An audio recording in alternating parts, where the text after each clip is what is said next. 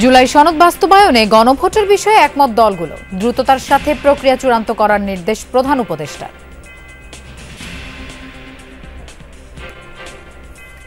আমরা বিশেষজ্ঞদের কাছে অবহিত করেছি, তারই ভিত্তিতে তারা কিছু পরামর্শ দিয়েছেন, তাদের আগের অবস্থানকে ব্যাখ্যা করেছেন। আমরা অন্তর্বর্তী সরকারের কাছে বাস্তবায়ন প্রক্রিয়ার বিভিন্ন উপায় উপস্থাপন করব। গণতান্ত্রিক ধারা ফেরাতে প্রয়োজন দ্রুত নির্বাচন, জাতিসংঘ মিশনকে জানালো বিএনপি। গোয়েন লুইসের সাথে বৈঠকে রোহিঙ্গা প্রত্যাবাসন নিয়েও আলোচনা। জনগণের এই মুহূর্তে গণতান্ত্রিক অর্ডার ফিরিয়ে আনতে গেলে একটা খুব সহসা একটা নির্বাচনের মাধ্যমে সেই কাজটা আমাদেরকে করতে হবে। জুলাই অভ্যুত্থানে চানখারপুলে 6 জনকে হত্যার ঘটনায় সাক্ষ্য গ্রহণ, অপরাধী সংগঠন হিসেবে আওয়ামী লীগের বিরুদ্ধে শিগগিরই তদন্ত শুরু। দল হিসাবে আওয়ামী লীগের বিরুদ্ধে অপরাধী সংগঠন হিসাবে তাকে বিচারের মুখোমুখি করার জন্য প্রাথমিক তদন্তের কাজটা আমরা শুরু করতে যাচ্ছি। সোমবার হচ্ছে বিসিবি নির্বাচন, অংশ নিতে বাধা নেই আলোচিত 15 ক্লাবের। আপাতত বৈধই থাকলো বুলবুলের চিঠি, চেম্বার আদালতের রায়।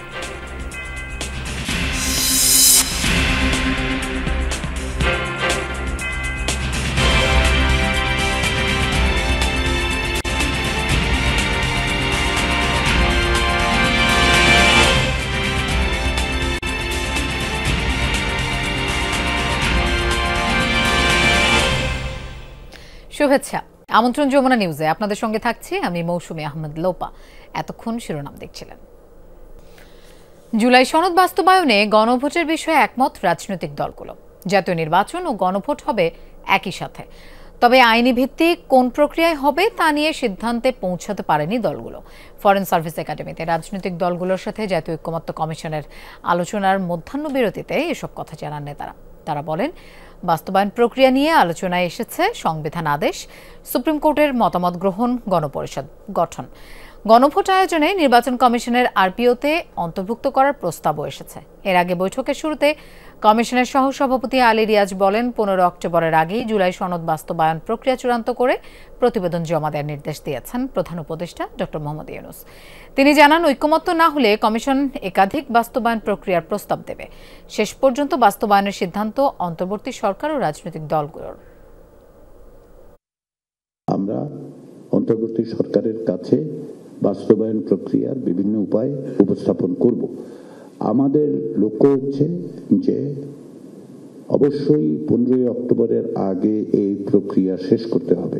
আমাদের নির্বাচন কমিশন গণভোট করার এখতিয়ার নাই। জুলাই সনদের বাস্তবায়নের প্রক্রিয়াটা নেবেন, এটার জন্য ওনারা সুপ্রিম কোর্টের অ্যাপিলেট ডিভিশনের 106 এর মধ্যে দিয়ে একটা মতামত নিতে পারেন। এই কমিশন সিদ্ধান্ত নেওয়ার এখতিয়ার রাখে এবং আমার মতামতের সাথে আমার কাছে মনে হয়েছে যে অধিকাংশ দল তারাও একই ধরনের মন্তব্য প্রকাশ করেছে। প্রধান উপদেষ্টা ঐকমত্য কমিশনের সভাপতি ডক্টর মোহাম্মদ ইউনূসের সাথে বৈঠক করেন কমিশনের সদস্যরা। সকালে রাষ্ট্রীয় অতিথি ভবন যমুনায় কমিশন সভাপতি ও প্রধান উপদেষ্টা ডক্টর মোহাম্মদ ইউনূসের নেতৃত্বে জাতীয় ঐকমত্য কমিশনের বৈঠকে চূড়ান্ত প্রতিবেদন জমা দেওয়ার বিষয়ে আলোচনা হয়। কমিশনের সহসভাপতি ডক্টর আলী রিয়াজ বলেন, ঐকমত্য কমিশন সব রাজনৈতিক দলের কাছ থেকে ব্যাপকভাবে সহযোগিতা পেয়েছে। এছাড়া গণমাধ্যমগুলো ঐকমত্য কমিশনকে সমর্থন দিয়েছে। প্রায় ঘণ্টাব্যাপী এই বৈঠকে জুলাই সনদের বিষয়বস্তু ও এর বাস্তবায়ন পদ্ধতি নিয়ে রাজনৈতিক দলগুলোর মনোভাব ও ঐকমত্য কমিশনের অবস্থান সম্পর্কে প্রধান উপদেষ্টাকে অবহিত করেন। এ সময় কমিশন সভাপতি ডক্টর মোহাম্মদ ইউনূস কমিশনের কাজের অগ্রগতিতে সন্তোষ প্রকাশ করেন।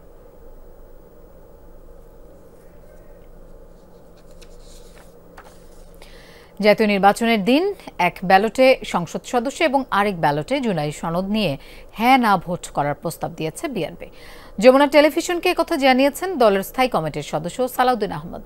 ঐকমত্য কমিশনের সঙ্গে দলগুলোর চলমান বৈঠকের মধ্যেই জুলাই সনদের বাস্তবায়ন প্রক্রিয়া নিয়ে বিএনপির এই প্রস্তাবের কথা জানান তিনি। সংসদ সদস্যদের জন্য যে ব্যালটটা থাকবে তার পাশাপাশি জুলাই জাতীয় সনদের পক্ষে জনগণ আছে কি নাই, হ্যাঁ বা না, এইরকম একটা ব্যালট থাকতে পারে। এটাও তো গণভোট, কারণ একই আয়োজনে সেই আয়োজনটা করা গেলে তাহলে রাষ্ট্র সব দিক থেকে ব্যয় সংকলন করতে পারবে এবং জনগণের ম্যান্ডেটটাও নেওয়া যাবে। দল হিসেবে আওয়ামী লীগের বিরুদ্ধে শিগগিরই তদন্ত শুরু হবে বলে জানিয়েছেন চিফ প্রসিকিউটর তাজুল ইসলাম। আন্তর্জাতিক অপরাধ ট্রাইব্যুনালে অপরাধী সংগঠন হিসেবে আওয়ামী লীগের বিচারে তদন্ত শুরুর কথা জানান তিনি। এদিকে জুলাইয়ে মানবতা বিরোধী অপরাধের মামলায় সোমবার আওয়ামী লীগ নেতা মাহবুবুল আলম হানিফ সহ 4 জনের বিরুদ্ধে 3টি অভিযোগ আমলে নেয়ার আদেশ দেওয়া হয়। আন্তর্জাতিক অপরাধ ট্রাইব্যুনাল 2-এ তাদের বিরুদ্ধে কুষ্টিয়ায় 6 জনকে হত্যা সহ 3টি অভিযোগের আনুষ্ঠানিক অভিযোগ দাখিল করে প্রসিকিউশন। অন্যদিকে সিরাজগঞ্জে মানবতা বিরোধী অপরাধের মামলায় সাবেক সংসদ সদস্য জান্নাত আরা হেনরি, আওয়ামী লীগ নেতা শামীম তালুকদার ও আবু মুসাকে কারাগারে পাঠানোর নির্দেশ দিয়েছেন আন্তর্জাতিক অপরাধ ট্রাইব্যুনাল। এছাড়া ট্রাইব্যুনাল 1-এ চানখারপুলে 6 জন হত্যা মামলার 9ম দিনের সাক্ষ্য গ্রহণ হয়। এনজিএম নামে একটি রাজনৈতিক দল আগেই একটা অভিযোগ দায়ের করেছেন। আমরা সেটার ভিত্তিতে তদন্ত ইনিশিয়েট করছি। দল হিসাবে আওয়ামী লীগের বিরুদ্ধে অপরাধী সংগঠন হিসাবে তাকে বিচারের মুখোমুখি করার জন্য প্রাথমিক তদন্তের কাজটা আমরা শুরু করতে যাচ্ছি। সেটা যদি পুরো দমে শুরু হয় তখন আমরা বলতে পারবো আপনাদেরকে যে আওয়ামী লীগের বিচারের মুখোমুখি হওয়ার ব্যাপারটা কতদূর আছে।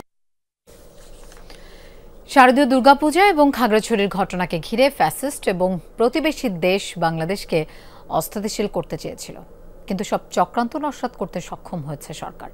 স্বরাষ্ট্র মন্ত্রণালয়ের কোর কমিটির বৈঠক শেষে সচিবালয়ে এক ব্রিফিংয়ে এসব কথা বলেন স্বরাষ্ট্র উপদেষ্টা জাহাঙ্গীর আলম চৌধুরী। তিনি জানান, ফ্যাসিস্ট এবং তাদের সহযোগীরা কয়েকটি পূজা মণ্ডপে অসুরের মুখে দাড়ি লাগিয়ে ধর্মীয় বিভেদ ও সহিংসতা সৃষ্টির পায়তারা করেছিল। এসব ঘটনায় কিছু ফ্যাসিস্ট বুদ্ধিজীবীদের ইন্ধন ছিল এমন অভিযোগও তোলেন উপদেষ্টা।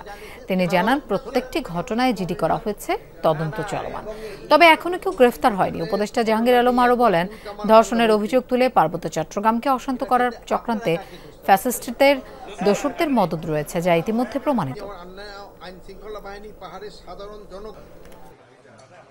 ফ্যাসিস্ট ও তাদের সহযোগীরা কয়েকটি পূজা মণ্ডপে অসুরের মুখে দাড়ি লাগিয়ে ধর্মীয় বিভেদ এবং সাম্প্রদায়িক উস্কানি ও সহিংসতার সৃষ্টির পায়তারা করেছিল। এই ঘটনায় কিছু ফ্যাসিস্ট বুদ্ধিজীবীদেরও ইন্ধন ছিল, কিন্তু তাদের সেই ষড়যন্ত্র সফল হয়নি। যে ধর্ষণের ঘটনা নিয়ে এত তুলকামাল কাণ্ড হয়েছে, মেডিকেল রিপোর্টে সেই ধর্ষণের কোনো আলামতই পাওয়া যায়নি। ইতিমধ্যে পার্বত্য এলাকার অবরোধ ও 144 ধারা প্রত্যাহার করা হয়েছে। খাগড়াছড়ি সদর পৌর এলাকা ও গুইমারা উপজেলায় এখন অনেকটাই স্বাভাবিক জনজীবন। শহর জুড়ে বেড়েছে যানবাহন এবং মানুষের চলাচল। গতরাতে 144 ধারা প্রত্যাহার করে নেয় জেলা প্রশাসন। জেলা প্রশাসকের জারিকৃত পরিপত্রে উল্লেখ করা হয়, সদর পৌর এলাকা ও গুইমারা উপজেলায় আইনশৃঙ্খলা পরিস্থিতি স্বাভাবিক হওয়ায় 144 ধারা প্রত্যাহারের সিদ্ধান্ত নেওয়া হয়। এর আগে শনিবার সকালে সামাজিক মাধ্যমে অবরোধ তুলে নেওয়ার বিষয়টি নিশ্চিত করে যুগ্ম ছাত্র জনতা। বলা হয়, 8 দফা দাবি আংশিক বাস্তবায়নের আশ্বাস মেলায় কর্মসূচি প্রত্যাহার করা হলো। গত 27 সেপ্টেম্বর সিঙ্গিনালা এলাকায় কিশোরী ধর্ষণের অভিযোগকে কেন্দ্র করে ছড়ায় উত্তেজনা। জেলায় সকাল সন্ধ্যা অবরোধ ডাকে যুগ্ম ছাত্র জনতা। আইনশৃঙ্খলা পরিস্থিতির অবনতি ঘটায় 144 ধারা জারি করে প্রশাসন। 46 জেলা ছিল, বর্তমান তুলে দিচ্ছে। বর্তমান করেন খাগড়াছড়ির ভিতরে মানুষ পাহাড়ি বাঙালি সবাই আসতেছে, বাজার সাজা করতেছে। ছিল এখন আর নাই, চাইলে আপনারা সবাই সাজেকে যেতে পারেন। নরসিংদীতে পুলিশের উপর হামলার ঘটনায় দায়েরকৃত মামলায় 7 জন গ্রেফতার হয়েছে। শনিবার রাতে পুলিশ ফাঁড়ির ইনচার্জ সোহেল আহমেদ নরসিংদী সদর থানায় মামলাটি করেন। এতে 5 জনের নাম উল্লেখ সহ আসামি করা হয়েছে অজ্ঞাত 25 থেকে 30 জনকে। পুলিশ জানায়, গতকাল শহরের আরশিনগর এলাকায় বিভিন্ন পরিবহন থেকে চাঁদা আদায়ে বাধা ও 2 চাঁদাবাজকে আটক করে অতিরিক্ত পুলিশ সুপার আনোয়ার হোসেন শামীমের উপর হামলা চালায় দুর্বৃত্তরা। পরে আনোয়ার হোসেনকে উদ্ধার করে প্রথমে সদর হাসপাতালে এবং পরবর্তীতে কেন্দ্রীয় পুলিশ হাসপাতালে পাঠানো হয়। ঘটনার পর থেকে বন্ধ রয়েছে পৌর শহরে গাড়ি থেকে চাঁদা উত্তোলন। কালকা যে পুলিশ সার্কেলটা মারছে পুরাটাই অন্যায় হয়েছে। আমরা চাঁদাবাজ মুক্ত নরসিংদী জেলা চাই। এটা যদি না উঠায় তাহলে আমরা উপকৃত হই, আর যে উড়াইয়া যে কি কাজ করে এটা আমরা কিছুই জানি না। আমরা গতকালকে একটা মামলা নিয়েছি এবং এই জড়িত থাকার অভিযোগে এখন পর্যন্ত 7 জনকে আটক করা হয়েছে। আমরা যাচাই বাছাই করে দেখতেছি, মেসেজটা এরকমই যে অপরাধী যেই হোক তাকে আমরা আইনের আওতায় আনবই। জামায়াতে ইসলামের আমির ডাক্তার শফিকুর রহমানের সঙ্গে সৌজন্য সাক্ষাৎ করেছেন সুইস রাষ্ট্রদূত রেতো রেংলি। সকালে রাজধানীর বসুন্ধরা আবাসিক এলাকায় জামায়াতে আমিরের কার্যালয়ে সাক্ষাৎ অনুষ্ঠিত হয়। রাষ্ট্রদূত বৈঠকের শুরুতেই জামায়াতে আমিরের স্বাস্থ্যের খোঁজ খবর নেন। বৈঠকে তারা বাংলাদেশের সার্বিক পরিস্থিতি, বাংলাদেশ সুইজারল্যান্ডের দ্বিপাক্ষিক সম্পর্ক, বিশেষ করে ব্যবসা বাণিজ্য ও কূটনৈতিক বিষয়ে খোলামেলা আলোচনা করেন। ভবিষ্যতে উভয় দেশের উন্নয়ন ও অগ্রগতির ধারা আরও জোরদার হবে বলে আশাবাদ ব্যক্ত করা হয়। সুইস রাষ্ট্রদূতের সাথে উপস্থিত ছিলেন দূতাবাসের কর্মকর্তারা। People ask me here in Bangladesh, as the Swiss ambassador, what do you think it's good for Bangladesh? My answer, after 2 years of serving here, I would say one is to include. দেশে গণতান্ত্রিক ধারা ফিরিয়ে আনতে নির্বাচন জরুরি বলে জানিয়েছেন বিএনপির স্থায়ী কমিটির সদস্য আমির খসরু মাহমুদ চৌধুরী। গুলশানে দলের চেয়ারপারসনের কার্যালয়ে ঢাকায় নিযুক্ত জাতিসংঘের আবাসিক সমন্বয়কারী গুয়েন লুইসের সঙ্গে বৈঠক শেষে তিনি কথা বলেন। একই স্থানে আরেক অনুষ্ঠানে বিএনপির সিনিয়র যুগ্ম মহাসচিব রুহুল কবির রিজভী বলেন, পতিত সরকারের আমলে শিক্ষাক্ষেত্রে কোনো উন্নয়ন হয়নি।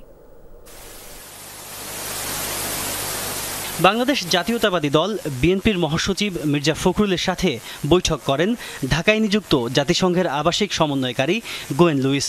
বৈঠকে উপস্থিত ছিলেন স্থায়ী কমিটির সদস্য আমির খসরু মাহমুদ চৌধুরী, ভারপ্রাপ্ত চেয়ারম্যান তারেক রহমানের আন্তর্জাতিক বিষয়ক উপদেষ্টা হুমায়ুন কবির ও সাংগঠনিক সম্পাদক শামা ওবায়েদ।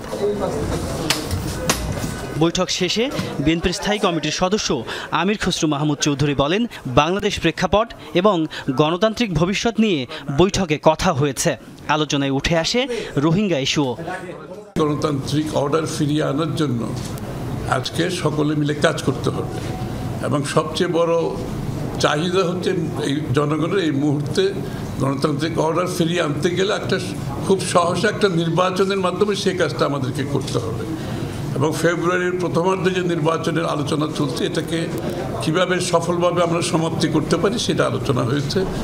জাতিসংঘের বিদায়ী আবাসিক সমন্বয়কারী গুয়েন লুইস বলেন, রোহিঙ্গা সংকট মোকাবেলায় বাংলাদেশের পর্যাপ্ত সহযোগিতা প্রয়োজন। We highlighted the plight, the financial needs for Bangladesh, but also the incredible hospitality that this country has shown to the refugees, and we really commend all of the country and Professor Yunus's leadership and the next government's leadership in supporting the Rohingya refugees. একই ভেন্যুতে আমরা BNP পরিবারের ব্যানারে Islamic university of technology আইইউটির শিক্ষার্থীদের সহযোগিতা দেওয়া হয়। আয়োজনের প্রধান অতিথি বিএনপির সিনিয়র যুগ্ম মহাসচিব রুহুল কবির রিজভী অভিযোগ করেন, আওয়ামী লীগের আমলে শিক্ষা প্রতিষ্ঠানে ছাত্র রাজনীতির নামে মাস্তান তৈরি করা হয়েছে। 15-16 বছর ধরে আপনার জ্ঞান চর্চা, বিজ্ঞান চর্চা এর কোনো অবকাশ ছিল না বলেই আজকে মাস্তান তৈরি হচ্ছে, আজকে গুন্ডা তৈরি হচ্ছে। ছাত্র নামধারীদের দিয়ে কিভাবে মিছিল ভাঙানো যায়, কিভাবে মিটিং ভাঙানো যায়, এই প্রশিক্ষণ দেওয়া হয়েছে। এদিকে গুলশানের একটি হোটেলে শিক্ষা বিষয়ক গোলটেবিল বৈঠকের আয়োজন করে বিএনপি। বক্তারা বলেন, দেশের ভবিষ্যৎ উন্নয়নের জন্য শিক্ষা ব্যবস্থার সংস্কার জরুরি, তবে তার প্রধান ভিত্তি হবে গণতন্ত্র। জাতি হিসেবে ঐক্যবদ্ধ হতে হলে একটি সমন্বিত শিক্ষানীতি প্রয়োজন বলেও মত দেন অতিথিরা। তাজনুর ইসলাম, যমুনা নিউজ, ঢাকা। শিক্ষা মন্ত্রণালয়ের দুর্নীতি অনিয়মের শ্বেতপত্র প্রকাশের কাজ চলছে বলে জানিয়েছে শিক্ষা উপদেষ্টা অধ্যাপক সিয়ার আবরার। রাজধানীর ওসমানী স্মৃতি মিলনায়তনে বিশ্ব শিক্ষক দিবসের অনুষ্ঠানে একথা জানান তিনি। উপদেষ্টা বলেন, এই শ্বেতপত্রে উঠে আসবে বিগত সরকারের সময়ে অপ্রয়োজনীয় শিক্ষা প্রতিষ্ঠান নির্মাণ, শিক্ষক নিয়োগে দুর্নীতি, এমপিও করতে দলীয় বিবেচনা এবং আর্থিক অনিয়ম। এছাড়া মানহীন শিক্ষায় চটকদার GPA-5, অবকাঠামোগত অনিয়ম সহ নানা বিষয়ে তুলে ধরা হবে শ্বেতপত্রে। উপদেষ্টা সিয়ার আবরার আরও জানান, শিক্ষা মন্ত্রণালয়ের বিভিন্ন গুরুত্বপূর্ণ পদে উন্মুক্ত দরখাস্তের মাধ্যমে নিয়োগ দেওয়া হবে। বৈষম্য বিরোধী আন্দোলনের পর বিগত সময়ে শিক্ষা বিস্তারের নামে নানা অসঙ্গতি, অপ্রয়োজনীয় শিক্ষা প্রতিষ্ঠান নির্মাণ, শিক্ষক নিয়োগে দুর্নীতি, মানহীন শিক্ষায় চটকদার GPA-5 বাহুল্য, অবকাঠামোগত অনিয়ম বহু উদাহরণ পত্রিকায় প্রকাশিত হয়েছে। শিক্ষা মন্ত্রণালয় এই সকল দুর্নীতির শ্বেতপত্র প্রকাশ করতে চায়। কারিগরি সচিবের নেতৃত্বে এই কাজ চলমান রয়েছে। পূজার ছুটি শেষে আবারও জমে উঠেছে চট্টগ্রাম বিশ্ববিদ্যালয় কেন্দ্রীয় ছাত্র সংসদ চাকসু নির্বাচনের প্রচারণা। সকাল থেকেই প্রার্থীরা বিভিন্ন অনুষদে প্রচারণা শুরু করেন। এর মধ্যে বিজ্ঞান ও ব্যবসায় প্রশাসন অনুষদে প্রচারণায় অংশ নেয় শিবির সমর্থিত সম্প্রীতির শিক্ষার্থী জোট, ছাত্রদল মনোনীত প্যানেলের প্রার্থীরা সহ অন্যান্য প্যানেল ও স্বতন্ত্র প্রার্থীরা। লিফলেট বিতরণ, কুশল বিনিময় আর বিভিন্ন আশ্বাস দেন ভোটারদের। নির্বাচনী প্রচারণার পরিবেশ নিয়ে সন্তোষ প্রকাশ করেন বেশিরভাগ প্রার্থী। এমন পরিবেশ বজায় রাখতে কমিশনের প্রতি আহ্বান জানান তারা। এদিকে দুপুরে প্রার্থী ও ভোটারদের সাথে কমিশনের মত বিনিময় সভা হওয়ার কথা রয়েছে।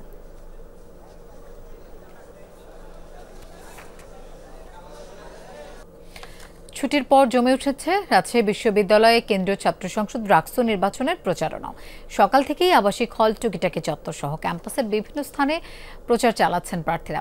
শিক্ষার্থীদের সমস্যার সমাধানে আশ্বাস দিচ্ছেন তারা। পৌঁছে দিচ্ছেন ব্যালট নম্বর ও নির্বাচনী অঙ্গীকার সম্পর্কিত প্রচারপত্র। প্রধান নির্বাচন কমিশনার এফ নজরুল ইসলাম জানান, সময় বৃদ্ধি করায় 5 থেকে 14 অক্টোবর পর্যন্ত আচরণবিধি মেনে প্রচারণা চালাতে পারবেন প্রার্থীরা। 16 অক্টোবর নির্বাচনকে কেন্দ্র করে সার্বিক প্রস্তুতি সম্পন্ন হচ্ছে বলেও জানান তিনি। এর আগে 20 সেপ্টেম্বর প্রাতিষ্ঠানিক সুবিধার দাবিতে শিক্ষক ও কর্মকর্তারা ক্যাম্পাসে শাটডাউন কর্মসূচি ঘোষণা করেন। এতে ক্লাস পরীক্ষা বন্ধ থাকায় শিক্ষার্থীরা ক্যাম্পাস ছাড়তে থাকেন। এ সময় ছাত্রদল সহ অন্যান্য অনেক প্রার্থীরা ভোট পেছানোর দাবি তোলেন। পরে জরুরি সভায় নির্বাচন পেছানোর সিদ্ধান্ত নেয় কমিশন। বরিশালের ডিসি লেক শত বছরের ঐতিহ্য। লেকের পাড়ে গাছের ছায়ায় সময় কাটে অনেকের। কেউ কেউ শহুরে যান্ত্রিকতা কাটিয়ে স্বস্তি খুঁজে পায় প্রকৃতির সান্নিধ্যে। তবে সম্প্রতি লেকের পাড়ে দেয়াল নির্মাণ শুরু করেছে প্রশাসন, যার প্রতিবাদে সোচ্চার বরিশালবাসী, হয়েছে হামলাও। জেলা প্রশাসন বলছে, লেকটিকে কেন্দ্র করে যে অসামাজিকতা চলছে তা প্রতিরোধে ব্যবস্থা নেওয়া হচ্ছে মাত্র। 1896 সালে বরিশালের ঐতিহ্যবাহী বেলস পার্ক নির্মাণ করতে গিয়ে পাশেই তৈরি করা হয় একটি জলাশয়। কালের বিবর্তনে সেই জলাশয়টি পরিচিতি পেয়েছে ডিসি লেক হিসেবে। নগরবাসীর কাছে বিনোদনের অন্যতম কেন্দ্র এটি। লেকের স্বচ্ছ পানি, দক্ষিণা বাতাস আর শতবর্ষী গাছের ছায়া, প্রকৃতির এমন সৌন্দর্য যে কাউকে মুগ্ধ করে। তবে সম্প্রতি লেকটি কংক্রিটের দেয়ালে আবদ্ধ করার কাজ শুরু করেছে নগর ও জেলা প্রশাসন।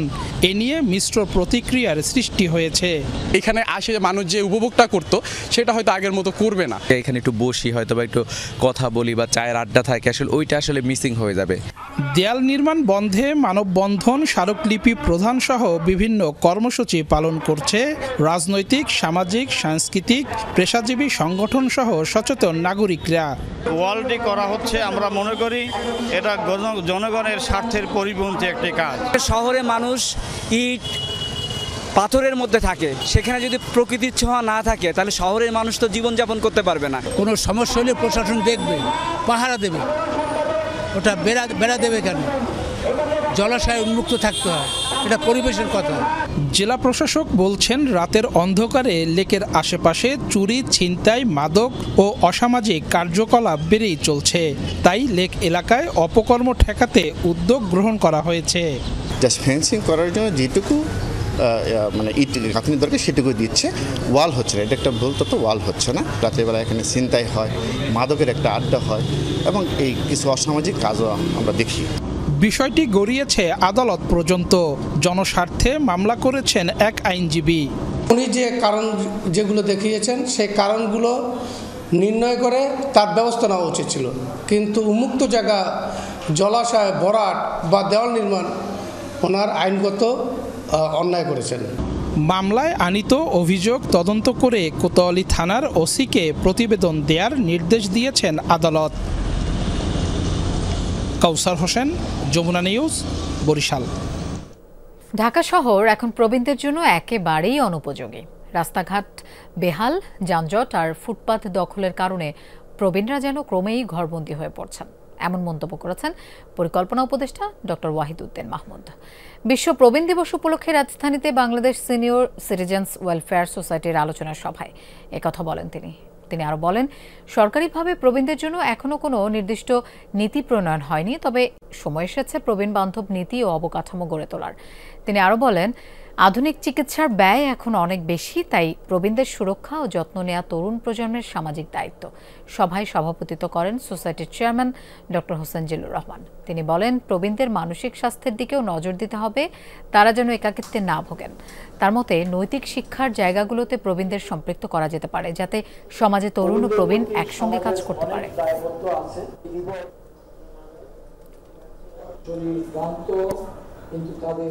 যে শহরের ফুটপাতে একটা সুস্থ লোকই হাঁটতে পারে না, সেখানে প্রবীণরা হাঁটবে কি করে?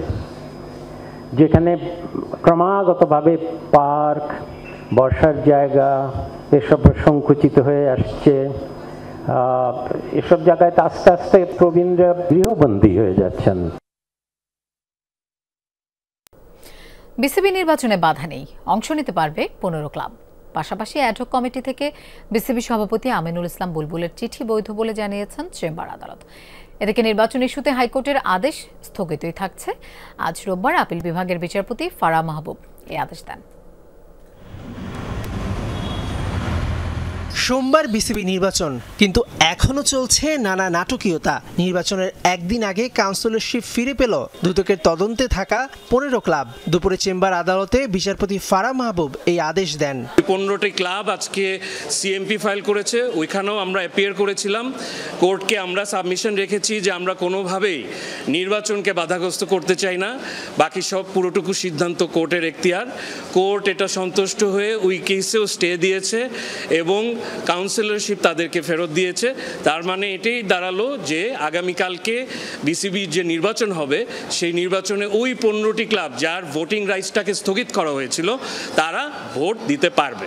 প্রশ্ন ওঠে, তাহলে 6 অক্টোবর বিসিবি নির্বাচনে কি কোনো বাধা আছে? নির্বাচন মানে আপনারা জানেন যে মামলা হবে, ডাকসুর নির্বাচনও মামলা হয়েছে, কিন্তু এই মামলাতে যদি প্রাইমা ফেসি যদি কোনো উপাদান সিরিয়াস পাওয়া যেত সেরকম, তাহলে কিন্তু নির্বাচন ঠিকই স্থগিত হতো। নির্বাচন যেহেতু অনারেবল চেম্বার জাজ স্থগিত করেনি, তার মানে প্রাইমা ফেসি আপনাকে বুঝতে হবে যে এই প্রক্রিয়া যেগুলাকে চ্যালেঞ্জ করা হয়েছে সেগুলো আসলে সঠিক ছিল। তবে রিটকারী আইনজীবীর দাবি, নির্বাচন হয়ে গেলেও সেই নির্বাচন হয়ে থাকবে প্রশ্নবিদ্ধ। যে সমস্ত মামলাগুলো হাইকোর্টে এখন চূড়ান্ত নিষ্পত্তির অপেক্ষায় রয়েছে, সেগুলো নিষ্পত্তি যে পক্ষেই যাক না কেন, এই নির্বাচন প্রশ্নবিদ্ধ হবে। ক্রিকেট বোর্ড যেটা গঠন করা হবে সেটা প্রশ্নবিদ্ধ হবে। আমরা চাই না বাংলাদেশের মানুষের প্রাণপ্রিয় খেলা এই ক্রিকেট এবং ক্রিকেট বোর্ডের গঠন, তার নির্বাচন নিয়ে কেউ কোনো প্রশ্ন তুলুক। এদিন একই আদালতে অ্যাডহক কমিটি থেকে জেলা বিভাগ থেকে কাউন্সিলর মনোনয়ন নিয়ে বোর্ড সভাপতি আমিনুল ইসলামের 18 সেপ্টেম্বরের চিঠির কার্যকারিতার বিষয়টি ওঠে। সেটি হাইকোর্ট যে আদেশ দিয়েছিলেন তা স্থগিতই থাকছে, অর্থাৎ আমিনুল ইসলামের চিঠির কার্যকারিতা বৈধ। বিসিবির তরফ থেকে কনসার্ন আমরা নির্বাচন সময় মতন করা, ইলেকশন কমিশন এবং বিসিবির এটি একটি ম্যান্ডেট ছিল এবং আমরা এটা সফল করতে যাচ্ছি ইনশাআল্লাহ। পরিচালনা পর্ষদের নির্বাচন শেষে ফলাফল ঘোষণার পর নির্বাচিত 25 জন পরিচালকের মধ্য থেকে বোর্ড সভাপতি ও সহসভাপতি নির্বাচিত হয়ে থাকেন। মেহেদি নাইম, যমুনা স্পোর্টস, ঢাকা। দর্শক, এই ছিল যমুনা নিউজে।